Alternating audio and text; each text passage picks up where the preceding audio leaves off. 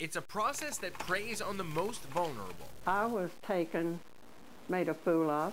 Victims say in a time of need, they wage war on your wallet. They're expecting to pay a certain price, and instead they're paying 3 times that price.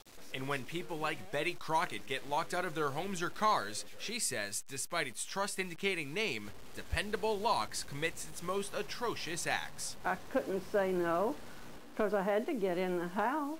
Betty's not alone. With pending litigation from a number of different states' attorney general's offices, Dependable Locks moved its call center from the Bronx to Clearwater 2 years ago. But that didn't stop the complaints from pouring into the Better Business Bureau.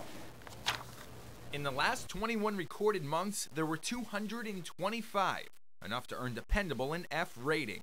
And the common themes of the complaints were repeated when we had our executive producer Melissa lock herself out. Melissa called the listing closest to her home. Yes, is this A1 Locksmith? A1 Locksmith, one of Dependable's alternate business names. Roughly, just so I know. After sidestepping questions about cost a few times, the operator gave a reasonable $54 quote and said someone would be there within half an hour. 30 or less? Okay, and that's perfect. So we waited 40 minutes, even though Melissa was told the locksmith was in her neighborhood, a claim consistent with many of the complaints filed. And when he finally arrived, he went right to work, not on the lock, but on his acting. He looked at the door and he was like, oh, that's one of the harder ones. He said it would cost $120, more than double the quote, because the lock was unusual. But there was nothing unusual about it. We know because an hour earlier, we had professional locksmith Frank Torrens inspect it. It's not a high security lock, it's just a regular standard residential lock. He had the door unlocked in just 60 seconds. It's just a standard normal opening, really. This locksmith disagreed, even after it took him just 5 minutes to open the door. When he continued to insist on a $120 fee for the tough lock, we wanted to know why. Excuse me. Hey, we're with Channel 10. Wondering if we could ask you a couple questions about the business. Can you tell us what you charged here and how come? 120 for lockouts. We were told over the phone that it would only be a $54 charge. Can you explain why it was more?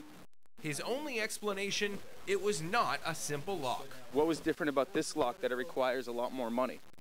I'm gonna have to talk to my company. So we set out to find them, only to discover the address of the listing we called belonged to a CC's Pizza instead. We went to other addresses the company was listed at. We found an apartment building, a parking garage. No locksmith? A restaurant, a condo complex. Is there a locksmith here? It turns out the listings are so saturated with Dependable's alternate business names that no matter what neighborhood you live in, not just in Florida, there's a good chance you'll call them first. This is deceptive advertising and deceptive sales practices. The Better Business Bureau warns that the hundreds of listings for the company all lead to this small office building in Clearwater. Employees refused to acknowledge anything about a locksmith business and asked us to leave the property. I'm afraid you need to go. When company owner David Pierre showed up, he did the same. You want my property, please leave it. Thank you. But Pierre later agreed to talk without a microphone. He said the multiple phone numbers were for marketing purposes, but he didn't know where all the fake addresses came from. Many were removed later that day. He also said there's nothing dishonest about his practices, and his lawyer tells us that many of the complaints were for other companies, but were hopelessly cross-linked to Dependable.